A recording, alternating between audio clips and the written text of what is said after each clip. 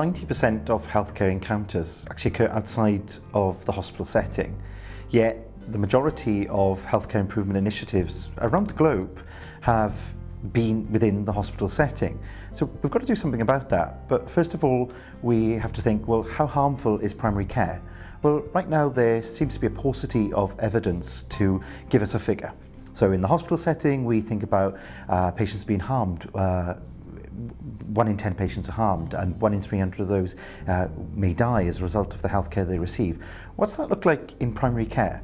Well, the good news is there are academics, researchers all over the world grappling with that challenge right now to put a figure on how harmful is primary care, where are the priority issues. But actually in the meantime, there's an opportunity to look at data that already exists, data that exists within our organisations. And my research group has been looking at patient safety incident reports for insights, looking at the causes that have been reported by healthcare professionals about what happened when terrible things happened to patients, when they experienced patient safety incidents, care failures, and so on.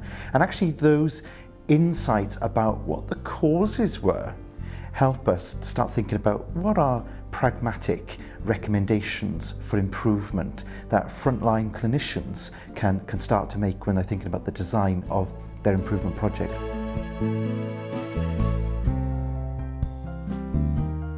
To try and identify what the priorities for improving primary care are within your organisation, I'm going to encourage you to ask 2 questions. What data do you think you've already got, and what data do you think you need? And getting a room full of professionals, a multidisciplinary team together to think through those questions will be an important first step for your organisation. Because I think you'll have a realisation that you've already got a great deal of insight already. Simply asking healthcare professionals in particular teams in the community, what are the major concerns you have around patient safety for your patients, would galvanise all sorts of insights in terms of where they think the priorities lay. And actually that may not be a bad starting point. Some systems may have instant reporting systems that they could look to for data. They would, in the same way that in the hospital setting we look at safety incident reports, you could do that in the community setting also. And again, look for the descriptions of those incidents, what's occurring, and also what are the underlying causes that professionals are reporting. And then have the conversation, okay, well, what solutions could we start to develop and test in our communities with our professionals?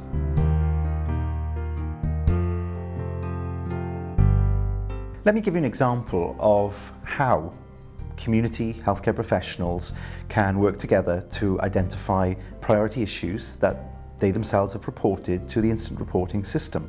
So it's warfarin, a tale as old as time issue for general practitioners and their staff and their professionals that work with them. Typically, patients are not discharged in this particular organisation until they have what's called a stable INR. That is, their blood is of a certain thinness before the patient is discharged home and they are considered safe to go home. Well, this organisation received a great wealth of reports around mismanagement around that particular drug, warfarin. So the leaders in the organisation brought together a team of practicing general practitioners, their leaders, representatives from the hospital, pharmacy, from clinical governance, and they worked through those reports around warfarin and problems relating to the prescribing and management of patients on that particular drug. They identified key change concepts and took those back to the reporting general practitioners, and they said to them, what do you think of these? This is a first draft. We think these are the key areas that you are proposing in your stories that you are submitting to us. Tell us, do they make sense to you? What ideas do you have in order to ensure that this new way going forward would work for you, for your patients? What do we need to do differently? Just share your ideas with us. And of course, the general practitioners who filed the reports in the first place, they actually started to engage. They bought into this process. It's called co-production. And very quickly, the model started to take and become a reality.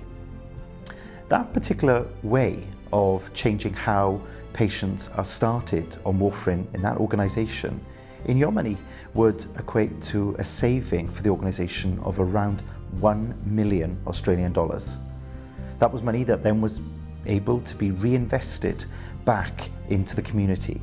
I think that example raises an important point, that you can bring a group of healthcare professionals that typically haven't been brought together in the interests of quality improvement in healthcare, in primary care.